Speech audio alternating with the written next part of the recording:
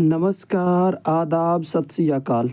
जय हिंद प्यारे साथियों, स्वागत है आप सभी को अपना यूट्यूब चैनल सफ़र सिविल सर्विस पे।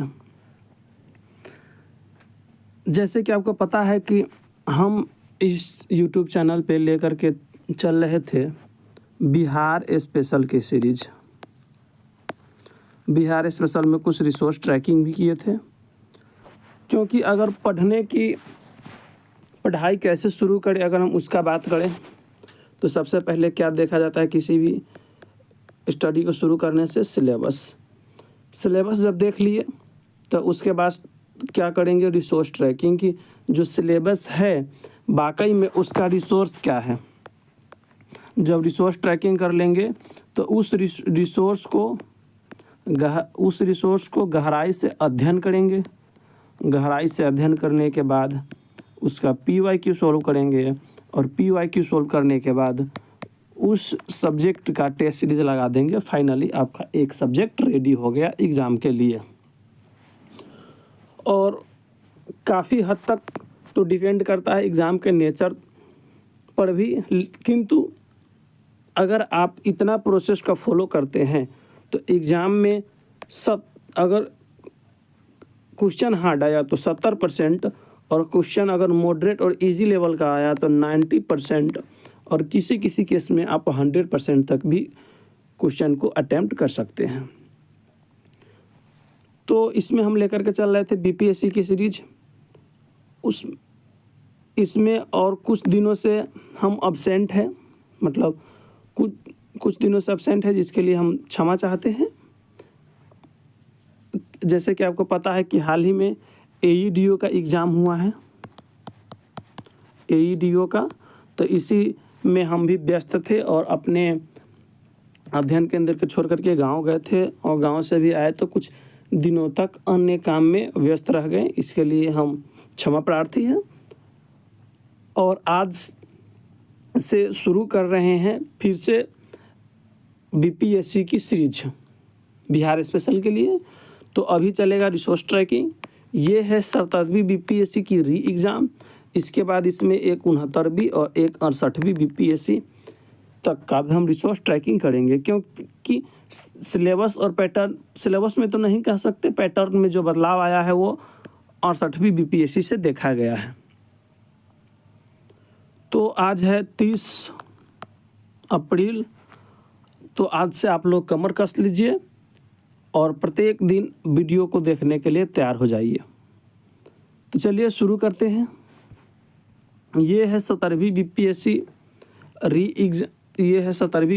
री एग्ज़ाम जो कि 4 जनवरी 2025 को हुआ था। आइए अब हम इसमें हम स्रोत क्या क्या लेंगे। तो इसमें स्रोत में लेंगे पहला, ये मेरे द्वारा बनाया गया बिहार स्पेशल के नोट्स है।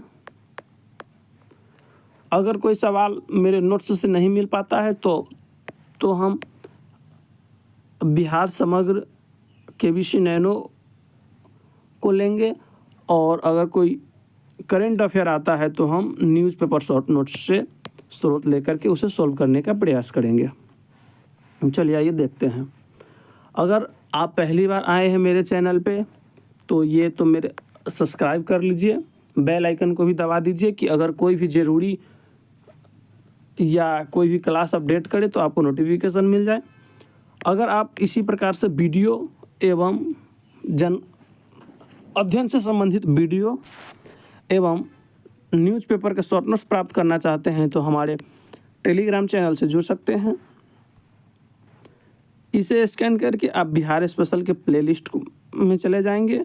यहाँ से जो मैंने ये सिलेबस एनालिसिस का है, आप यहाँ से सिलेबस एनालिसिस देख लेंगे। चलिए आगे बढ़ते हैं।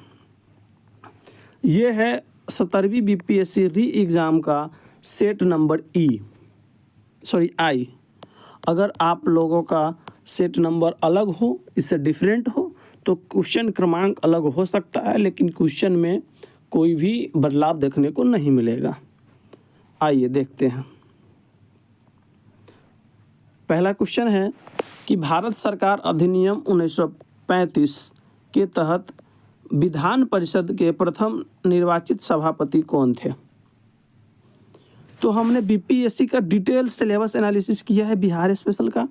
अगर अब तक आपने इस वीडियो को मिस किया है तो बिल्कुल भी मिस नहीं करना है, जा कर के देख लीजिए मेरे ही चैनल के। आप सिलेबस एनालिसिस से बीपीएससी डिटेल सिलेबस एनालिसिस के प्लेलिस्ट में जाएंगे तो वहाँ पे आपको बिहार स्पेशल की सिलेबस एनालिसिस मिल जाएगा। सबसे बड़ी बात होता है ना कि बीपीएससी जो अपना सिलेबस दिया है वो बहुत शॉर्ट में दिया है, लेकिन काफ़ी विस्तार से पूछता है। तो वो देखने से आपको पता चल जाएगा कि सिलेबस में क्या दिया है और पीवाईक्यू के आधार पे कौन कौन से टॉपिक पूछे हैं। तो ये क्वेश्चन जो है ये आएगा आपको बिहार की राज्य व्यवस्था में, सिलेबस से मैच कर गया। तो आइए देखते हैं कि ये कहाँ से पूछा गया है। पहले अब हम पढ़ते हैं। ये अपना कॉपी है। ये जैसे ही कॉपी में बिहार की राज्य व्यवस्था में जाएंगे तो पृथक बिहार में प्रथम विधानसभा चुनाव 1937 में हुआ था। विधानसभा के लिए 152 तथा विधान परिषद के लिए 30 सीटें की व्यवस्था की गई थी। बिहार विधान परिषद का निर्माण कब हुआ था? 1936 में। ब्रिटिशकालीन बिहार के पहले प्रधानमंत्री, मतलब उस समय के प्रधानमंत्री, वर्तमान में मुख्यमंत्री कौन थे? मोहम्मद यूनुस। और बिहार विधानसभा के प्रथम प्रोटेम स्पीकर सच्चिदानंद सिन्हा बने। आइए यहाँ देखते हैं। भारत शासन अधिनियम 1935 के तहत 22 जुलाई 1936 को बिहार में पहली विधान परिषद की स्थापना की गई, जिसमें 30 सदस्य थे। राय बहादुर सतीश चंद्र सिन्हा इनके पहले अध्यक्ष बने। किसके? विधान परिषद के। और यह परिषद प्रांतीय स्वायत्तता के अंतर्गत अप्रत्यक्ष रूप से चुनी गई थी। तो इसका आंसर क्या होगा? राय बहादुर सतीश चंद्र। चलिए आगे बढ़ते हैं। अगला क्वेश्चन है कि 1917 में चंपारण सत्याग्रह का नेतृत्व किसने किया था?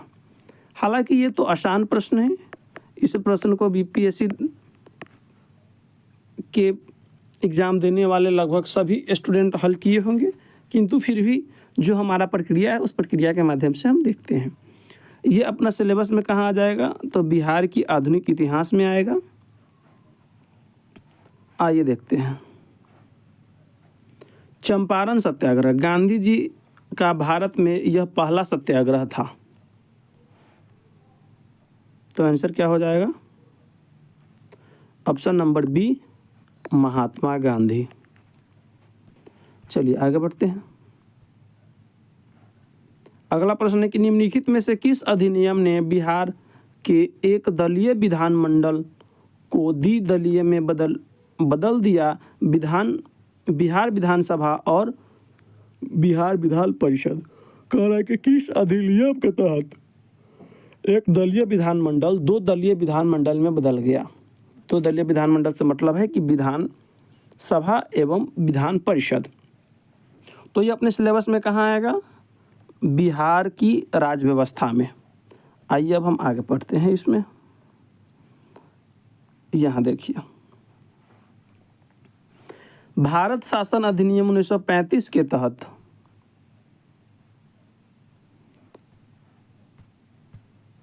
भारत शासन अधिनियम 1935 के तहत 22 जुलाई 1936 को बिहार में पहली विधान परिषद की स्थापना की गई, जिसमें 30 सदस्य थे। राय बहादुर सतीश चंद्र सिन्हा, मतलब जो पहले हम देखे हैं जिस पेज पे, उसी पेज से ये भी क्वेश्चन पूछा गया है। तो ये क्या हो जाएगा इसका राइट आंसर? भारत शासन अधिनियम 1935। एक पेज से दो दो क्वेश्चन पूछे गया है।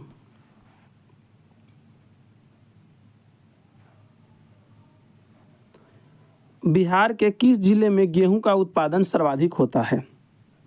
तो ये अपना सिलेबस में कहाँ आएगा? तो बिहार के कृषि एवं सिंचाई में आ जाएगा। आइए अब आप देखते हैं। बिहार में बिहार का प्रमुख खाद्यान्न फसल गेहूं का उत्पादन सर्वाधिक कहाँ होता है? रोहतास में। ये अपने शॉर्ट नोट्स में भी है एवं आर्थिक सर्वेक्षण में भी इस बात का जिक्र किया गया था। गेहूं सबसे अधिक उत्पादन कहाँ होता है? रोहतास में। तो इसका सही आंसर हो जाएगा रोहतास।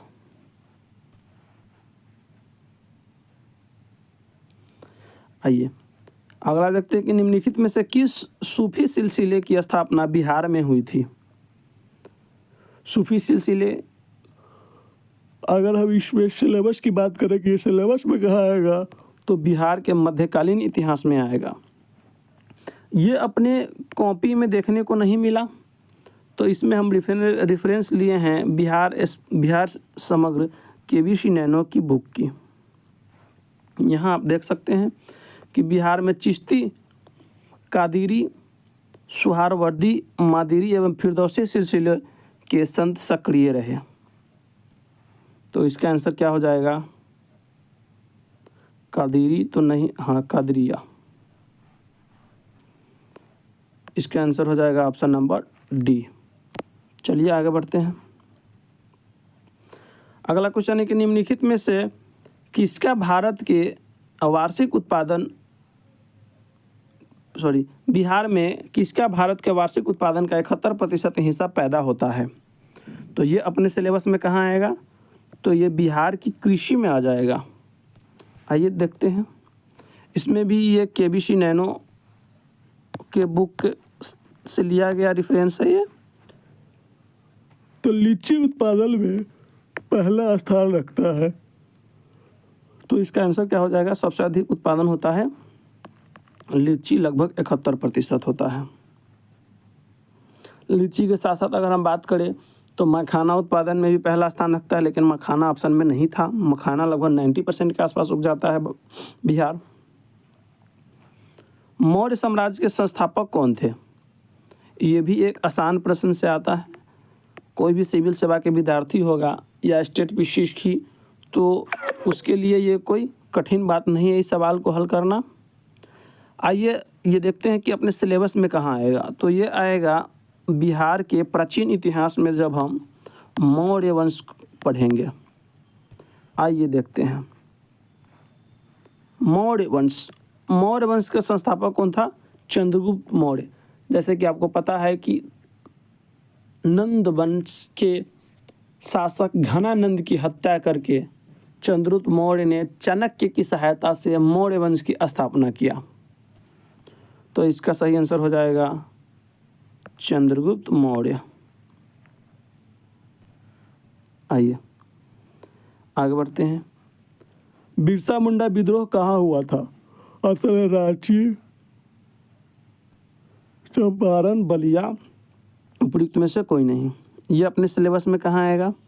तो ये आएगा बिहार के आधुनिक इतिहास में। बिहार के आधुनिक इतिहास में जब हम जनजाति एवं सामाजिक आंदोलन पढ़ते हैं तो वहीं पे आएगा बिरसा मुंडा आंदोलन। ये कब हुआ था? 1899 से 1900 ईस्वी के बीच। छोटा नागपुर के पठार कहाँ पड़ता है? रांची में। और इसके नेतृत्व करता थे बिरसा मुंडा। आइए, तो ये इसका आंसर हो जाएगा ऑप्शन नंबर ए। आगे बढ़ते हैं। कोसी मैदान की समुद्र तल से औसत ऊंचाई कितनी है? ये अपने सिलेबस में कहाँ आएगा? तो जब हम बिहार के भूगोल पढ़ेंगे, या कहे तो बिहार की नदियाँ जब हम पढ़ेंगे, तो वहाँ पे ये अपने सिलेबस में देखने को मिलेगा। आइए देखते हैं। कोसी नदी में बिहार की लंबाई 260 किलोमीटर है और कोसी नदी बेसिन की समुद्र तल से औसत ऊंचाई 30 से 35 मीटर है के आसपास मिलता है। जैसे कि आप देख रहे हैं कि किस प्रकार से हमने मैप के माध्यम से इसे कवर करने का प्रयास किया है। तो आप भी डिटेल से बिहार स्पेशल पढ़ना चाहते हैं तो हमारे चैनल से पढ़ सकते हैं, जहां से आप टोटल 30 प्लस क्वेश्चन नंबर एकदम फिक्स करके ही रखेंगे। 30 प्लस नंबर यहाँ से आ ही जाएगा। चलिए, तो इसका आंसर हो जाएगा 30 मीटर। आगे बढ़ते हैं। बिहार राज्य कब प्रतिष्ठित हुआ? मतलब बिहार राज्य की स्थापना कब हुई? तो ये अगर हम बात करें तो ये बिहार के सामान्य परिचय में आता है, लेकिन सामान्य परिचय ये हमने जो पढ़ाया है अपने यूट्यूब चैनल पे, तो ये बिहार के सामान्य परिचय में पढ़ाया है। तो इस सिलेबस में कहाँ आ जाएगा, तो आप समझिए कि बिहार के इतिहास, बिहार की राज्य व्यवस्था की बात कीजिए, वहाँ इसमें आ जाएगा। अब ये देखिए 12 दिसंबर 1911 को दिल्ली दरबार में पृथक बिहार प्रांत बनाने की घोषणा हुई। तो ये कब बिहार की प्रतिष्ठित हुआ, तो 1911 ईस्वी में, ऑप्शन नंबर सी। आगे बढ़ते हैं। 2019-20 में बिहार के जीएसडीपी में किसका 60.2% हिस्सा था। ये अपने सिलेबस में कहाँ आएगा, तो ये सिलेबस में आ जाएगा बिहार के करंट अफेयर्स अंतिम लगभग 1 वर्ष के। हालांकि ये एग्ज़ाम 2025 में हुआ है, लेकिन ये काफ़ी पुराना 2019-20 के जीएसडीपी से पूछ दिया है, तो काफ़ी पुराना करंट अफेयर है, इसलिए मैंने इसका रिसोर्स नहीं लगाया है। वैसे इसका आंसर हो जाएगा सेवा क्षेत्र से। आइए आगे बढ़ते हैं। बिहार के किस जिले में लीची का उत्पादन सर्वाधिक होता है। लीची के उत्पादन से 2 प्रश्न पूछे गए थे। ये अपने सिलेबस में कहाँ आएगा, तो बिहार की कृषि में आ जाएगा। तो लीची यहाँ जैसे कि आप देख रहे हैं कि लीची का उत्पादन सर्वाधिक कहाँ होता है, मुजफ्फरपुर में। ये भी अपने कॉपी से ही प्रश्न था। कौन सी नदी बिहार की शोक के रूप में मानी जाती है। ये भी एक आसान प्रश्न है, क्योंकि बिहार जी के हम पढ़ते हैं बचपन में ही 1, 2, 3 क्लास में, मतलब मिडिल क्लास में जब पढ़ते थे, तो वहीं पे बिहार के शोक किस नदी को कहा जाता है पढ़ाया गया था। ये अपने सिलेबस में कहाँ आ जाएगा, तो ये आएगा बिहार की नदियाँ में। जब हम बिहार की नदियाँ टॉपिक कवर करेंगे तो यहाँ पे ये आ जाएगा। आइए देखते हैं कि कोसी नदी,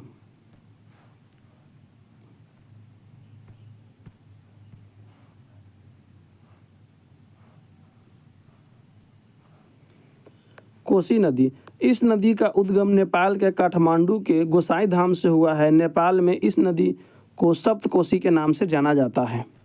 जब हम इसी में आगे बढ़ते हैं इसी पेज में, तो बाढ़ के कारण कोसी नदी के बिहार का शोक कहा जाता है। अत्यधिक बाढ़ आने के कारण काफ़ी मात्रा में नुकसान पहुंचाता है। तो इसका सही आंसर हो जाएगा ऑप्शन नंबर ए, कोसी नदी। आगे बढ़ते हैं। सोन नदी की उत्पत्ति स्थल अमरकंटक कहाँ स्थित है। अगेन ये अपने सिलेबस में कहाँ आ जाएगा, तो अपने सिलेबस में आएगा बिहार की नदियाँ में। जैसे कि आप यहाँ देख रहे हैं कि ये भी अपने कॉपी से प्रश्न पूछा गया है। सोन नदी, इस नदी का उद्गम अमरकंटक से है। तो कहाँ से है,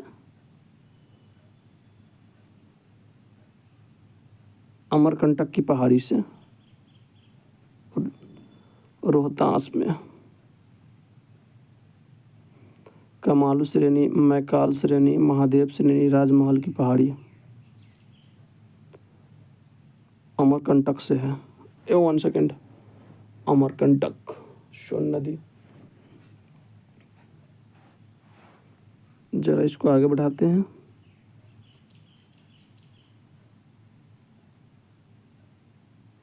मध्य प्रदेश से होता है। मध्य प्रदेश के अमरकंटक से, तो ये राजमहल की पहाड़ी है, इसका आंसर होगा। चलिए आगे बढ़ते हैं। बिहार के किस जिले में मक्का का उत्पादन सर्वाधिक होता है। अगेन ये अपने सिलेबस में कहाँ आ जाएगा, तो बिहार के कृषि में आ गया। बिहार की कृषि जब हम पढ़ेंगे तो वहाँ पे आएगा। अब मक्का, ये देखिए, यह बिहार का तीसरा प्रमुख खाद्यान्न फसल है। बिहार में सर्वाधिक मक्के का उपज कटिहार, जबकि सर्वाधिक उत्पादकता वाला जिला अररिया है। तो सर्वाधिक उपज कहाँ होता है, उत्पादन यानी उपज। बिहार में किस जिले में मक्का का उत्पादन सर्वाधिक होता है, बेगूसराय। बेगूसराय भी नहीं है, सारण, सिवान, मुजफ्फरपुर। बेगूसराय मक्के का घर कहा जाता है। यहाँ कुल कृषि योग्य भूमि के 40 से 45% भूमि पर मक्के की खेती होती है। मक्के के लिए सर्वाधिक उपयुक्त मिट्टी बलसुंदरी मृदा है। यह बिहार का तीसरा प्रमुख खाद्यान्न फसल है। बिहार का सर्वाधिक मक्के का उपज कटिहार, जबकि सर्वाधिक उत्पादकता वाला जिला अररिया है। तो मेरे हिसाब से तो इसमें से बिहार के किस जिले में मक्का का उत्पादन सर्वाधिक होता है, तो इसमें से तो कोई भी ऑप्शन नहीं होगा। इस प्रश्न पे बीपीएससी ने क्या विचार किया है मुझे अभी तक पता नहीं। चलिए आगे देखते हैं। संथाल विद्रोह आदिवासी आंदोलन कब हुआ था? ये अपने सिलेबस में कहाँ जाएगा? तो यह आएगा बिहार के आधुनिक इतिहास में। बिहार का आधुनिक इतिहास में जब आप जनजातीय विद्रोह एवं सामाजिक आंदोलन देखेंगे तो इसी पेज से 2 प्रश्न पूछे गया है। आइए देखते हैं।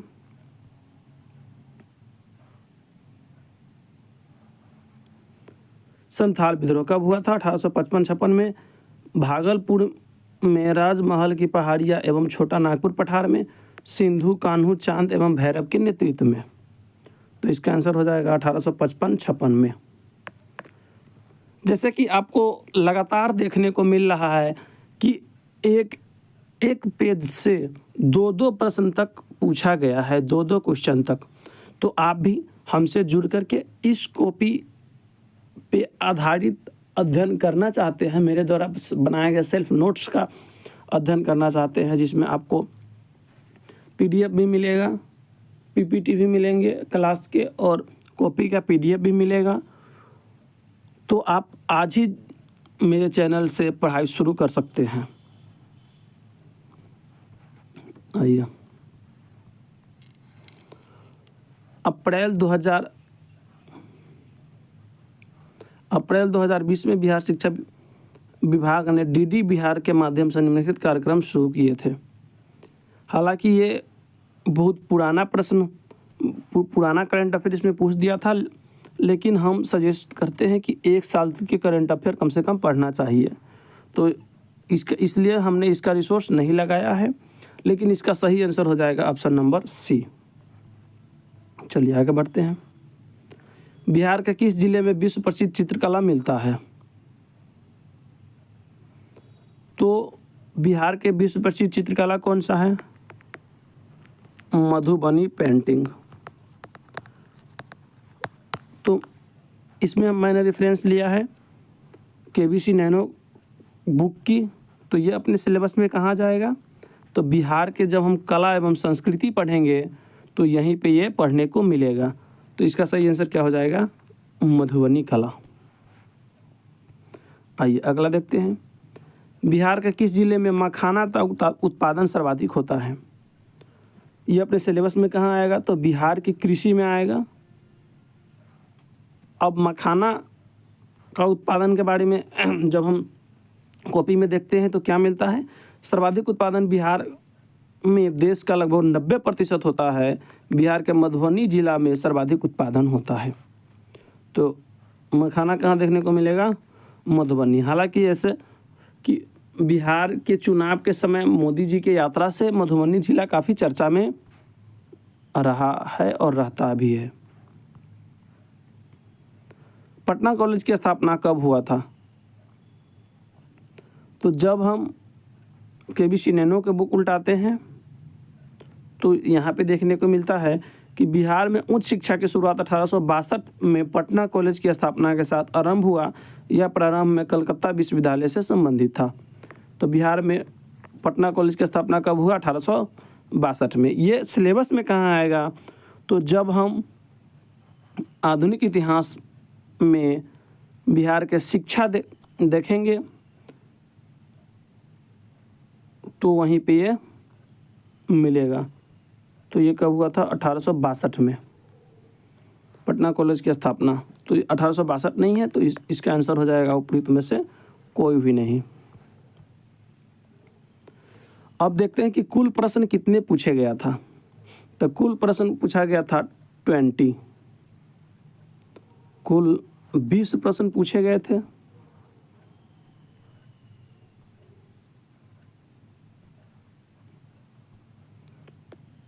कुल 20 प्रश्न पूछे गए थे, साथ ही साथ उसमें से मेरे कॉपी से कितना आया है उसे भी देखते हैं।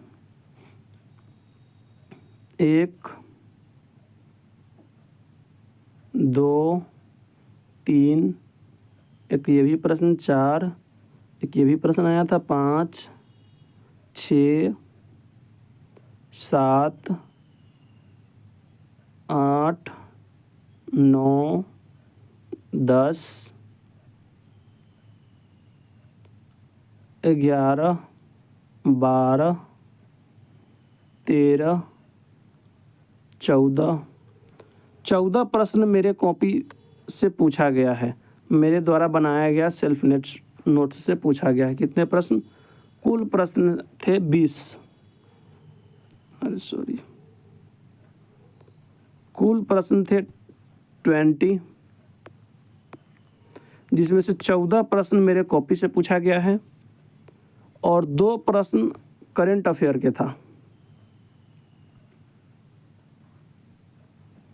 कुल प्रश्न थे 20, 14 प्रश्न मेरे कॉपी से पूछा गया, 2 क्वेश्चन करंट अफेयर का था, तो 14 दूनी 16 हो गया और 4 क्वेश्चन हैं। अरे भैया 4 क्वेश्चन जो कि केबीसी नैनो से मिला है, जबकि 2 करंट अफेयर के पूछा गया था पुराना, इसलिए मैंने इसका रिसोर्स नहीं लगाया। 4 क्वेश्चन केबीसी नैनो से पूछा गया है, 14 क्वेश्चन मेरे कॉपी से और टोटल 20 क्वेश्चन पूछा गया था। तो फाइनली आप इसे डिसाइड कर सकते हैं ये देख करके कि 17वीं बीपीएससी में कुल प्रश्न बिहार स्पेशल के 20 पूछा गया था, जिसमें से 2 करंट अफेयर के प्रश्न थे। उसके अलावा 4 प्रश्न मेरे सेल्फ नोट से नहीं मिला है और बाकी का बचा हुआ 14 का 14 प्रश्न मेरे कॉपी से मिला है, जैसे कि आप साक्ष्य के रूप में देखे हैं। तो फाइनली आप डिसाइड कर सकते हैं कि आपको क्या करना है, कैसे पढ़ना है। बस केवल आपको आपकी नज़रिया को मैं खोल रहा हूँ, बाकी बात आपको क्या करना है आप खुद निर्धारित कर सकते हैं कि एक साक्ष्य के रूप में देख करके पढ़ना है या फिर गुरु घंटाल के चक्कर में पड़ के इधर उधर करके आपको महंगे कोर्स लेना है। और क्वेश्चन एग्ज़ाम में क्या पूछता है क्या नहीं पूछता है उससे कोई मतलब नहीं है, केवल ढेर सारे नोट्स बनवाना जिसका उद्देश्य है वहाँ से पढ़ना है। तो चलिए, अगर आप हमसे जुड़ना चाहते हैं तो नीचे इसमें ये सारी जानकारी दिया हुआ है, इसके माध्यम से आप जुड़ सकते हैं। बाकी बात इस वीडियो के प्लेलिस्ट में मैं कुछ चीज़ें शेयर करूंगा, जैसे प्लेलिस्ट बिहार स्पेशल का प्लेलिस्ट लगा दूंगा, साथ ही साथ सिलेबस एनालिसिस का प्लेलिस्ट भी लगा दूंगा और मनोहर मनु कॉपी से ही बिहार स्पेशल की तैयारी क्यों करें, इसके लिए भी मैं एक वीडियो लगा दूंगा। सारे जानकारी वीडियो एवं प्लेलिस्ट का लिंक कमेंट बॉक्स में मिल जाएगा। अगर आप इच्छुक है ये सब देखने के लिए, जानने के लिए, तो एक बार डिस्क्रिप्शन बॉक्स को चेक अवश्य करेंगे, वहाँ पे सारी जानकारी और इसका PDF भी आपको वहीं पे प्राप्त हो जाएगा। तो चलिए, उम्मीद है कि आपको ये रिसोर्स ट्रैकिंग एवं ये जानकारी अच्छा लगा होगा, कुछ न कुछ आपका नज़र खुला होगा। तो फिर मिलते हैं नेक्स्ट वीडियो में, तब तक के लिए जय हिंद।